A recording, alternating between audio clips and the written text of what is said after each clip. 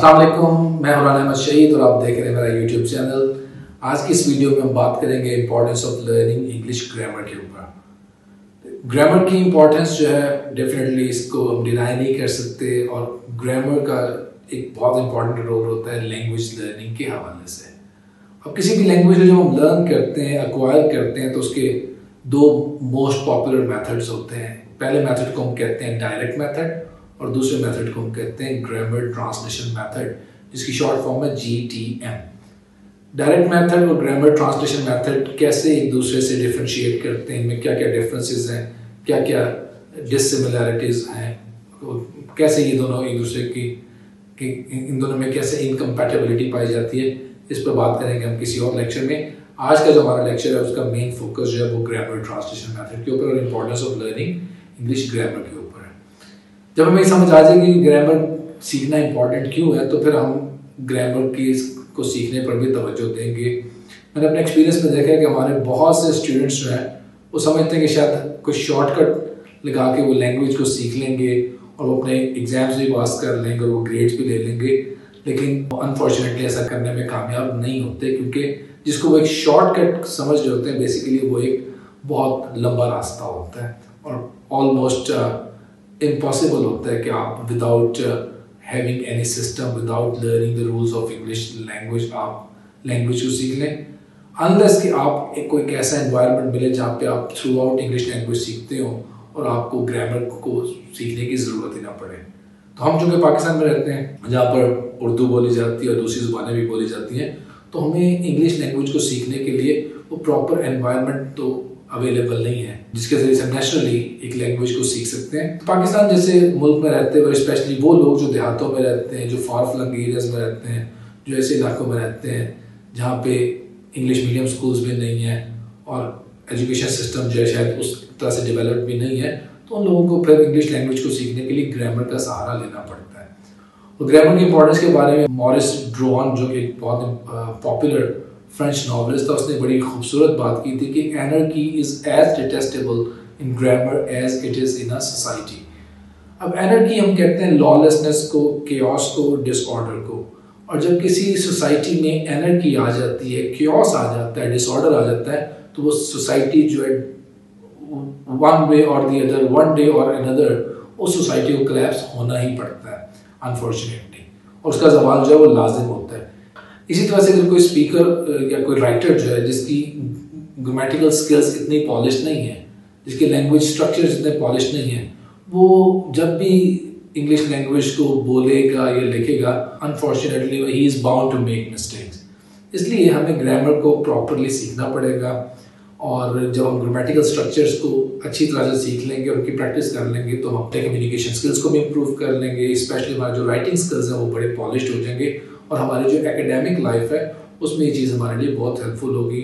हमारे असाइनमेंट्स के हवाले से, हमारे जो भी एग्ज़ाम्स वगैरह होते हैं उसमें हम अपने आप को प्रॉपरली एक्सप्रेस कर सकेंगे और ज़्यादा से ज़्यादा ग्रेड्स हैं वो हासिल कर सकेंगे। और सोसाइटी में वैसे जब इंटरेक्शन करना हो लोगों से हमें, तो उस इंटरेक्शन में भी हम अच्छे अंदाज में प्रॉपर कम्युनिकेशन स्किल्स को यूज़ कर सकते हैं by the help of English grammatical rules, English grammatical structures. Molière ने इस हवाले से एक और बड़ी खूबसूरत बात की थी। उसने कहा था कि it is grammar that controls the Kings. अब गौर कीजिएगा, किंग जो होता है वो एक कंट्री को, एक इलाके को कंट्रोल कर रहा होता है, लेकिन वो जो किंग होता है he himself is controlled by a grammar of a language. क्योंकि एक किंग भी जब कम्युनिकेशन कर रहा होता है वो भी कुछ ना कुछ ग्रामर के रूल्स को फॉलो कर रहा होता है। वो ग्रामेटिकल स्ट्रक्चर्स को कहीं ना कहीं उसको यूज़ करना पड़ता है अपनी डे टू डे कन्वर्सेशन में, डे टू डे कम्युनिकेशन में। तो इसलिए ग्रामर की इंपॉर्टेंस जो है वो इवन किंग्स को भी मानना पड़ती है। तो हमें भी थोड़ी सी तवज्जो देनी चाहिए इंग्लिश लैंग्वेज के हवाले से, क्योंकि फोकस इंग्लिश लैंग्वेज के ऊपर है, तो इंग्लिश ग्रामर के हवाले से इंग्लिश ग्रामर को सीखने के लिए भी हमें कुछ ना कुछ टाइम स्पेयर करना चाहिए, उसकी प्रैक्टिस करनी चाहिए, अदरवाइज हमारे लिए काफ़ी प्रॉब्लम्स खड़ी हो सकती हैं। अच्छे एक्सप्रेशन के लिए हमें ज़रूरत होती है क्लैरिटी ऑफ थॉट की और क्लैरिटी ऑफ एक्सप्रेशन की। अब क्लैरिटी ऑफ थॉट से मुराद होता है कि आपके आइडियाज़ जो आपके माइंड में क्लियर होना चाहिए, जो बात आप एक्सप्रेस करना चाहते हैं एटलीस्ट आपको खुद उस चीज़ के बारे में क्लैरिटी होनी चाहिए कि आप क्या कहना चाहते हैं। फिर ये ग्रामर है जो हमें सिखाती है कि हमने वो बात कैसे कहनी। जब हम ग्रामेटिकल स्ट्रक्चर्स को सीख चुके होते हैं उनकी प्रैक्टिस कर चुके होते हैं, तो जो बात हमारे जहन में होती है, जो हम एक्सप्रेस करना चाहते हैं प्रॉपरली, उसको फिर एक अप्रोप्रिएट अंदाज में हम एक्सप्रेस कर पाते हैं अगर हमें ग्रामेटिकल स्किल्स के ऊपर, ग्रामेटिकल रूल्स जो हैं उनके ऊपर एक अबूर हासिल हो। इसलिए कहते हैं कि sometimes it is not important what you say, but what is more important is how you say it. तो ये जो हाउ टू से की बात होती है, व्हाट टू से, ये भी बहुत इंपॉर्टेंट है। डेफिनेटली हमें पता होना चाहिए कि what we want to say, but how to say that particular thing जो है उसके लिए हमें हेल्प मिलती है ग्रामेटिकल स्ट्रक्चर से। तो इसलिए ग्रामर को सीखना हमारे लिए डेफिनेटली बहुत ज़रूरी होता है। अब जब ग्रामेटिकल रूल्स को आप सीखते चले जाते हैं तो आप ऑटोमेटिकली अपनी जो मिस्टेक्स है अपने राइटिंग एक्सप्रेशन में और अपने स्पीकिंग एक्सप्रेशन में जो आपकी जो मिस्टेक्स हैं वो ऑटोमेटिकली मिनिमाइज होना शुरू हो जाती हैं। जब अवेयरनेस ऑफ स्पीकिंग और राइटिंग करेक्ट इंग्लिश आपके अंदर पैदा होती है और आपको कुछ समझ आती है ग्रामेटिकल स्ट्रक्चर्स की, तो आप अपनी मिस्टेक्स को मिनिमाइज करते चले जाते हैं। आपको पता चलता है कि आप क्या गलती कर रहे हैं और आप क्यों गलती कर रहे हैं, और फिर आप उसको ओवरकम करते हैं। आप प्रैक्टिस करके एक पर्टिकुलर स्ट्रक्चर जिसमें आपको प्रॉब्लम आ रही होती है, आप उसकी प्रैक्टिस करते हैं और आहिस्ता आहिस्ता आपकी जो गलतियाँ वो मिनिमाइज होते होते एक स्टेज पे आके बिल्कुल ख़त्म हो जाती हैं। राइटिंग में एक और चीज़ जो बड़ी प्रॉब्लमेटिक होती है कुछ लोगों के लिए, स्पेशली फॉर द रीडर, वो होती है एम्बिग्विटी। समटाइम्स एक राइटर कुछ कह तो रहा होता है लेकिन वो अगेन वही बात है, क्लैरिटी ऑफ थॉट के साथ उसके पास क्लैरिटी ऑफ एक्सप्रेशन नहीं होता, तो उसकी राइटिंग में एम्बिग्विटी आ जाती है। एम्बिग्विटी जिसे हम वेगनेस भी कहते हैं, उर्दू में से इबहाम कहते हैं।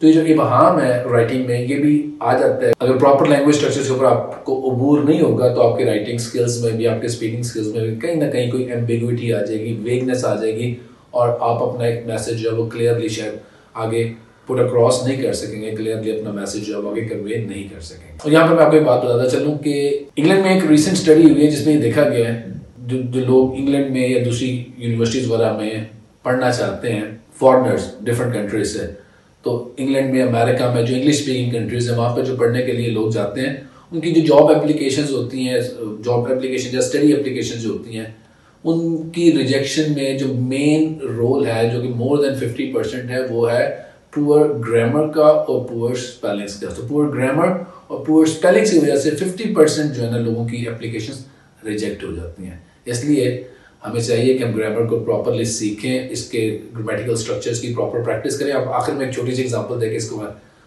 रैप अप करता हूँ।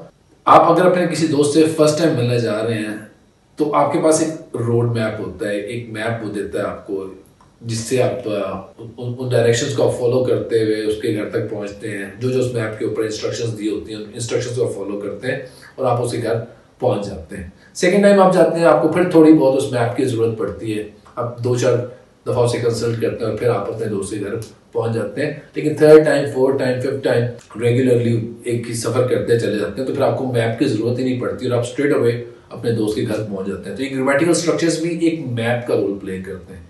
एक बिगिनर के लिए ये एक मैप का रोल प्ले करते हैं। बिगिनर को शुरू में मुसलसल इन ग्रामेटिकल स्ट्रक्चर्स को देखना पड़ेगा, इस मैप को देखना पड़ेगा, और सेंटेंस जो है अपने करेक्ट सेंटेंस जो है वो बनाने के लिए इस मैप को बार बार कंसल्ट करना पड़ेगा। Second time, third time, fourth time जब वो प्रैक्टिस करता जाएगा इस मैप की मदद से, जहाँ जहाँ फंसे उस मैप को कंसल्ट कर ले, और फिर एक स्टेज आएगी कि आपको उस मैप की जरूरत ही नहीं रहेगी। आपकी प्रैक्टिस ग्रामेटिकल स्ट्रक्चर्स की इस हद तक हो चुकी होगी कि आपको without looking at the map, without recalling the structures, आप ऑटोमेटिकली करेक्ट सेंटेंसेस लिखना भी शुरू कर देंगे और करेक्ट सेंटेंसेस बोलना भी शुरू कर देंगे। यहीं पे आज के इस बात को हम खत्म करते हैं, आज के इस लेक्चर को यहीं पे हम रैप अप करते हैं। नेक्स्ट वीडियो के लिए आप इंतजार कीजिएगा और हम अब प्रैक्टिस करेंगे लैंग्वेज स्ट्रक्चर्स की इंशाल्लाह। अपना ख्याल रखिएगा। अल्लाह ताला आप सबका हामी नासिर हो। अल्लाह हाफ़िज़।